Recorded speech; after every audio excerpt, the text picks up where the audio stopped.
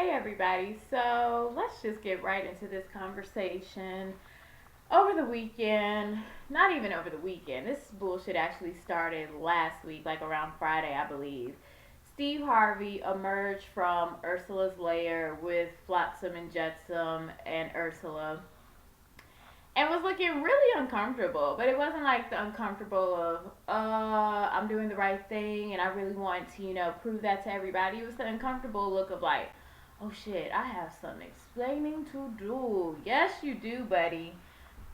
I never liked you, Steve. I never did. You weren't the funniest one on the original Kings of Comedy. For years, you were lying to us with that little box toupee mohawk bullshit you had going on. I don't know what that was about. And you come off like your curl just your curl just doesn't quite curl for me. Like the authenticity that you try and provide, this I'm a cute, this down home southern boy. Yeah, bro, no one is buying that. Just because you do too much and not enough at the same damn time. Then you try to explain the meeting. You were like, oh, well, Trump, he's a good guy and he's genuine. Like genuine. Let's just go back to like basic English. Genuine is a word that synonyms for genuine, authentic, sincere. Let's see what else I can think of. Something that's pure. So genuine means like it's the real McCoy. It's not fake. So yes, Trump is very genuine. But the message that he promotes, what he spews out, is a bunch of hateful rhetoric. So you can be genuine when you say, I hate niggers.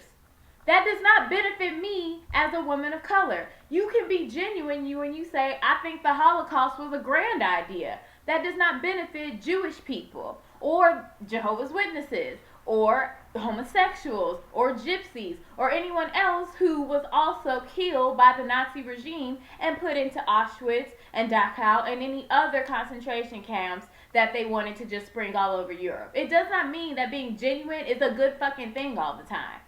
You should know this, sir. Like, even if you don't know, like, just what it is that you're saying, you are worth too much money and have too many people around you to be like, ooh, flag on the play. That's not the PR move that we're going to make. Then to top it all, Steve Harvey had the audacity to be like he did it at the urging of both transitional teams from President Obama's transition team as well as Trump's transition team. What you not ever gonna do is associate our King Obama, our president, the first lady. They have too much on their minds as is. We just saw pictures today. The first box is getting dropped off at their new house. They are literally in moving mode. They are not trying to save nobody no more. At least for this week. Like the cape is going to dry cleaners. They have personal life shit that they have to get underway. So for you to sit there and just try and throw that out there, like, no, Obama told me to do it. White House ain't made a statement, ain't released a text message, a tweet, a smoke signal, a passenger pigeon. I ain't seen nephew Tommy call to confirm, and nobody has verified this bullshit. And even Trump's team didn't even say anything. So you wind up just looking again like the next in line for the bullshit, or that is placating with hateful rhetoric. This is what I need all of us to remember. Beyond like just looking at commentary like this, we have a lot of footwork that we need to be doing. This is beyond just, complaining and being like, oh, this isn't fair. If you're upset that you're one of the 30 million that lost health care, then we need to not only call our politicians to task, but also those in a public eye period that have a huge platform. You using your platform to take your crusty, rusty, Bert and Ernie looking ass to Trump Towers to talk to him goes to look like, well, maybe it's okay, maybe he's not that bad. I mean, if Uncle Steve likes him and can deal with him, maybe we can deal with him too. No, we are not normalizing evil. Not only has Trump offended nearly every demographic, in this country, but he hasn't even apologized for it. He said one weak ass thing as soon as he got elected, and there were statistics going up everywhere in terms of the amount of like racially based crimes that were being committed that weekend. He literally looked in the camera and said, stop it. You stop getting those nooses ready. You stop hitting people and calling them niggers and Japs and go back home to Mexico. Don't you do that. Like, what the fuck did you think that was gonna do? Like, what was that supposed to accomplish? People ain't even listening to Trump, and he the one that got this racist rhetoric and this ball going and made people comfortable to sit in their racism. So if they're not listening to him, what do you think they're gonna listen to your little placating behind? I can't. From him to Kanye to Jennifer Holliday, and I'm not even trying to be funny. The only reason I know who Jennifer Holliday is outside of Google is because she is the original Effie from Dreamgirls. Our generation, though, millennials, associate that with Jennifer Hudson. And Jennifer Hudson ain't over here cooning and carrying on and not having to beat down, rumors that she was going to sing at the inauguration. What were you going to sing, girl? Like, get Sweet Home Alabama? John Brown's Body Lies Moldering in the Garden? Like, what ditty were you going to sing for the ceremony to make us all feel included and inclusive? We cannot, as a community, as a subsect of American society, we cannot be the weak link in this situation. And if you are a person of power, even if you don't have a purpose or have that position, you are still a person with a voice. And we need to be using our voices to be like, sir, even if you get your golden shower pissing behind into this office, we don't even want you here. That must be a horrible feeling to be a narcissist, to have a complete sociopathic personality, and to know no matter what you do, everyone hates you. When you walk in a room, everyone's going, oh, Lord, here go this fool again. Or everyone's like looking at you like every time you speak, the bouncing ball is going over your words. Or they're waiting for you to say something stupid. And don't even get me started on international affairs.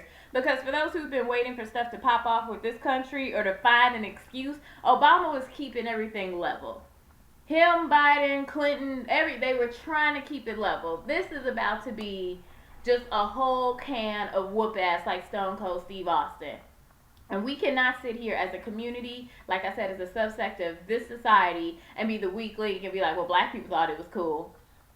Then on top of it, as if he's not dealing with enough bad publicity or enough side eyes, and everybody sitting there going, okay, girl, the racial draft can happen at any moment. This isn't something that like happens, once a year.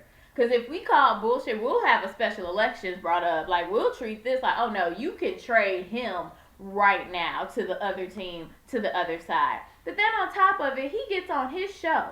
Mind you, I used to work in the building in which his show is taped. I have seen his workers and I see the different demographics. I know he has people of Asian descent working for him. So you get on your show and proceed to go, oh, ain't nobody checking for Asian men. I am not about fat shaming. I am not about talking about anyone's phenotypic features. What I am for is calling bullshit. If Steve Harvey did not have money, no one would look at him. Steve Harvey is like a light-skinned Shaquille O'Neal. He's like, give me somebody else he's not a classically or presumed attractive man. He's just not.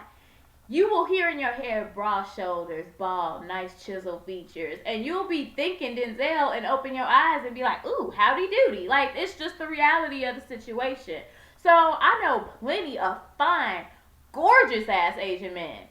Beautiful. The culture is phenomenal. Like, beauty is beauty. I don't care if you're on a Western Hemisphere, Eastern Hemisphere, down in the dirt, wherever. Like, attraction is attraction. And for you to sit there and say that bullshit and have to have the creator and the author of Fresh Off the Boat check you and be like, you know what? You over here drinking Ace of Spades, but you trying to feed us, or give us this cheap ass cooked champagne, and we're not dealing with it. I say this all the time. Diversity and inclusion never includes Asian Americans, and it never includes Asian people, period. Like, we think of diversity and inclusion, where do we always go? African American, Latino, or Hispanic, I should say. And maybe like Middle Eastern. But we never give Asian Americans their due diligence or like include them in this. George Takei can't do it all, y'all. He was since Star Wars, who have there been? Harold and Kumar? Like, come on. So for him to sit there and say that, I love the fact that how Eddie Huang was just like, oh no, this shit stops here. You are not about to sit here and think it's okay just because, you a person of color, you can now disrespect me. We all have the same struggle. We all about to be eating the same ramen noodles and sharing the same damn Capri Sun in a couple of years if Trump keeps it up and runs this country back into a worse recession than the one in 2008 and then the Great Depression in the 20s. We have too much to be dealing with to be coming together for you to say some bullshit like that. And just like I said last week in my video, if I could call out Jenna Bush for being a complete Caucasian idiot and not knowing that Hidden Figures and Fences are two completely different movies, and I said her Twitter fingers needed to work in, then you better have Marjorie or Lori or have a fucking family reunion on the show again. Do what you need to do so that everybody can vouch for you and so that you can apologize like you need to. You already messed up with Miss Universe. Had her coming on the show and was like, yeah, you need to learn how to read cards. We all heard that shade. So maybe you need to have him on there and he can be like, you need to learn how to think.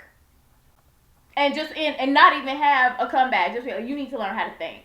Maybe, your book, Act Like a Lady, Think Like a Man. Maybe you need to like act like an African American and think like one as well.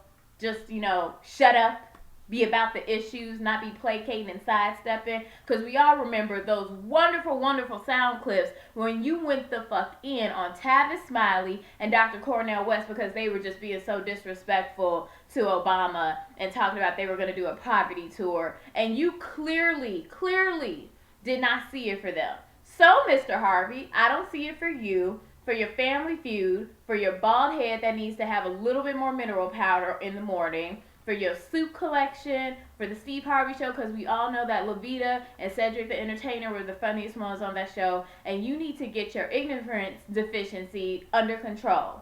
You going all around the world, the south of France, and boating and yachting and talking about how cute your boo is, and your daughter's in the Dolce & Gabbana, fashion show, and that's great. Congratulations, you all are upperly mobile African Americans, whoop-de-doo.